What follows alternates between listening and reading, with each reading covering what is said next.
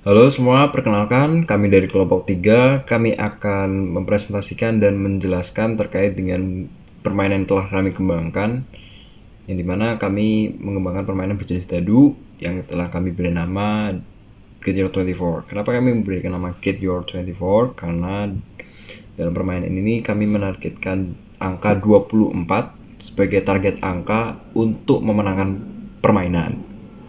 Nah, terus selanjutnya izinkan kami memperkenalkan diri dulu. Nama saya Kristoporus Aditya Bagas Putra Dasmoro dan teman saya. Saya Fabian Alexander Pramana dan selanjutnya penjelasan akan dilanjutkan oleh teman saya Radit. Nah, apa yang akan kita bahas di video ini? Yang pertama adalah latar belakang permainan. Yang kedua ada tujuan pengembangan permainan. Ketiga, aturan permainan. Dan yang terakhir, perkiraan harga produk. Lalu, nah, untuk latar belakangnya sendiri, permainan dadu sudah jarang dimainkan di kalangan masyarakat. Karena semakin berkembangnya teknologi pada zaman sekarang ini menjadikan game fisik seperti game zaman dahulu ini, seperti game dadu ini menjadi semakin terlupakan karena sudah banyaknya game-game digital yang banyak sekali peminatnya. Lalu untuk yang kedua, karena perkembangan teknologi yang menyebabkan anak-anak lebih mengenal permainan digital. Nah, seperti yang dijelaskan tadi, karena permainan digital ini semakin ramai peminatnya, makanya game-game fisik zaman dulu seperti game dadu ini menjadi agak terlupakan. Makanya kami mengembangkan permainan yang dimana supaya nantinya game fisik ini dapat dimainkan lagi oleh anak-anak zaman sekarang. Tidak hanya anak-anak saja, namun bisa dimainkan oleh remaja dan orang dewasa. Lalu yang terakhir, karena kurangnya interaksi kebersamaan dengan orang-orang di sekitar kita. Nah, karena ada perkembangan teknologi, kan pasti kadang kan kita memiliki gadget ya. Kita punya gadget, nah yang dimana tuh kadang kita malah sibuk sendiri dengan gadget kita sendiri, makanya jadinya kurang interaksi di dalam kita berkumpul bersama, misalnya dengan teman-teman ataupun sesama. Nah, jadi di game ini pun nantinya dapat memberikan interaksi dengan komunikasi yang nantinya kita bicarakan dalam game gitu, bisa menambah interaksi. Ada yang keempat, adanya kejenuhan akibat rutinitas sehari-hari. Nah, kita kan sebagai manusia memang kadang sibuk dengan kehidupan sehari-hari kita sendiri. Maka dari itu, nah, mungkin jika kita jenuh, kita dapat bermain game sebagai alat refreshing kita sendiri. Next, untuk selanjutnya. Nah, apa sih tujuan pengembangan permainan ini? Yang pertama, untuk mempopulerkan kembali permainan-permainan dadu yang sudah jarang dimainkan. Nah, seperti yang tadi bilang tadi, game-game fisik zaman sekarang ini memang agak kurang banyak peminatnya ya, karena sudah semakin terlupakan, jadinya agak kurang populer lagi. Maka dari itu, dengan kita mengembangkan permainan ini nantinya dapat mempopulerkan kembali permainan-permainan yang sudah jarang dimainkan. Lalu yang kedua, untuk meningkatkan interaksi kebersamaan dengan orang-orang di sekitar kita. Nah, jika kita memainkan permainan yang sekiranya memang bisa dimainkan secara bersama-sama, nantinya dalam permainan ini kan nanti akan timbul komunikasi yang juga bisa meningkatkan kebersamaan antara satu sama lain. Yang ketiga, untuk menghilangkan kejenuhan akibat rutinitas sehari-hari. Seperti yang tadi saya bilang tadi, ini bisa menjadikan alat refreshing sementara supaya kita bisa menghilangkan kejenuhan akibat rutinitas kita sehari-hari. Oke, lanjut. Nah, untuk detail kelengkapan permainan ini sendiri, yang pertama pastinya ada dadu. Karena dadu ini menjadi komponen utama untuk komponen pertama permainan ini. Nah, lalu yang kedua ada papan permainan. Papan permainan ini kami buat dengan menggunakan kertas dan laminating. Nah, dan ini menjadi fasilitas tambahan supaya nanti gampang untuk menulis di papan permainan, supaya dan juga bisa dihapus supaya nantinya pun permainan ini bisa dimainkan lanjut dan lanjut.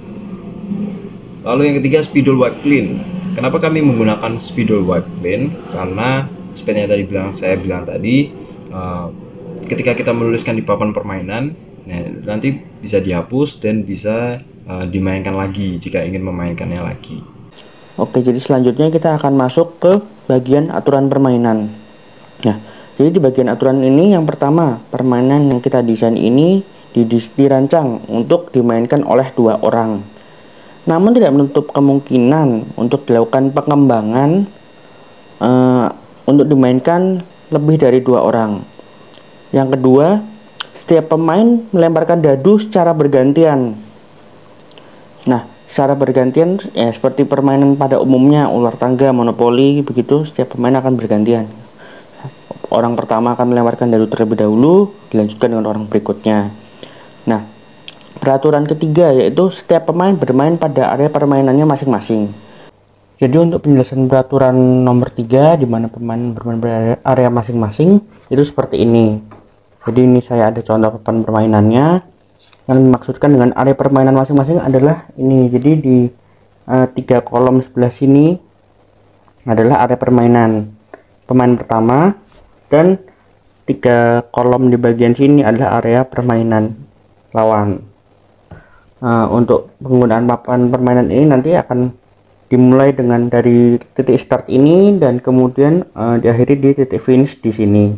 Untuk pengisian angkanya nanti sesuai angka yang dihasilkan dari dadunya. Misalkan mendapatkan angka 4, maka angka 4 langsung saja dituliskan di angka sini, kemudian dilanjutkan angka berikutnya dan berikutnya.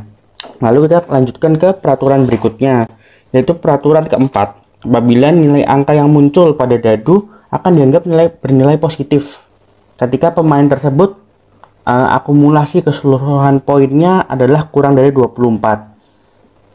Jadi misalkan ketika pemain mendapatkan akumulasi poin di 22, kemudian dia melemparkan dadu dan mendapatkan poin 4, maka 4 itu akan dianggap positif karena nilai yang dia dapatkan adalah poin 22, dimana itu masih kurang dari 24.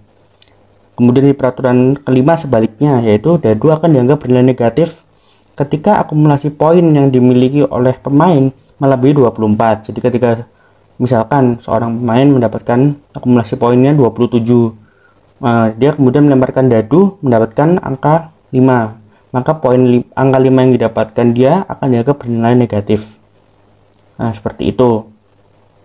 Kemudian kita lanjut ke bagian target pasar.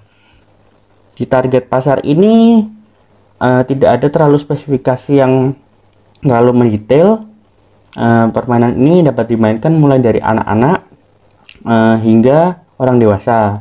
Namun untuk lebih baiknya disarankan untuk anak-anak yang berusia 10 tahun ke atas. Yang pertama, kita ada menggunakan spidol dan juga dadu, di mana spidol itu juga merupakan zat kimia yang memiliki racun ya pada tintanya, serta dadu juga merupakan alat permainan yang berukuran kecil, sehingga mungkin akan ada risiko ketika pemain masih berusia terlalu dini.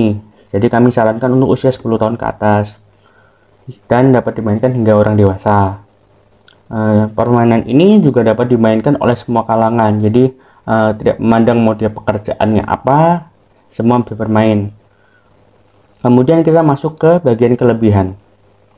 Kelebihan di sini yang pertama yaitu dapat dimainkan bersama-sama. Nah, jadi seperti yang sudah dibahas di awal mengenai latar belakang, kemudian masalah yang ingin dipecahkan, nah dapat dimainkan bersama-sama ini menjadi suatu kelebihan di mana orang nanti akan dapat meningkatkan interaksinya dengan orang lain, sehingga mungkin di masa kini yang banyak orang lebih terfokus pada dirinya, individualistis, kemudian sering terfokus melalui dunia gadget. Ibaratnya gadget itu mendekatkan yang jauh namun menjauhkan yang dekat. Nah, salah satunya permainan ini bisa menjadi solusinya. Kemudian kelebihan yang kedua itu memberikan inovasi pada permainan dadu. Nah, jika pada umumnya dadu bisa digunakan sebagai alat pendukung permainan seperti ular tangga, monopoli, peranan dadu di situ untuk membantu permainan dari permainan papan. Sedangkan pada permainan ini kita mengangkat dadu benar-benar menjadi bahan utamanya, komponen utama dalam permainan ini. Kemudian yang ketiga, peraturan yang sederhana dan mudah dipahami. Jadi peraturan seperti yang sudah dijelaskan hanya ada berputar-putar pada penjumlahan dan pengurangan dengan tujuan yang mudah dipahami juga, di mana setiap pemain ditargetkan untuk mendapatkan poin 24. Yang mendapatkan terlebih dahulu adalah yang akan memenangkan permainan. Di situ kita dapat katakan bahwa peraturannya akan sederhana, mudah dipahami. Kemudian yang terakhir kelebihannya yaitu harga yang terjangkau, di mana nanti akan kita jelaskan setelah ini mengenai modal dan sebagainya, sehingga mengapa permainan ini dapat kita katakan memiliki harga yang terjangkau. Kita masuk ke perkiraan harga produk. Nah, di sini di perkiraan di bagian modal awal, yaitu ada dadu yang kita sudah riset harga kurang lebih di sekitar harga 1.500. Kemudian print warna itu digunakan untuk mencetak papan permainan yang tadi sudah ditunjukkan seharga 2.000. Juga papan tersebut dilaminating seharga 4.000. Kemudian spidol yang kita gunakan adalah spidol wipe clean yang kurang lebih harganya di angka 1.500. Kemudian kita juga menggunakan box packaging. Jadi ini nanti untuk pengemasan dari papan permainan ini menggunakan box packaging yang harganya kurang lebih Rp3.000.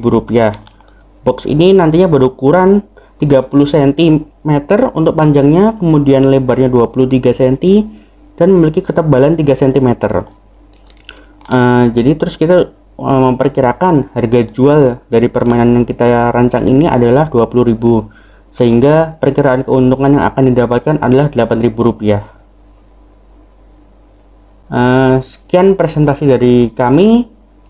Mohon maaf apabila ada salah kata. Terima kasih.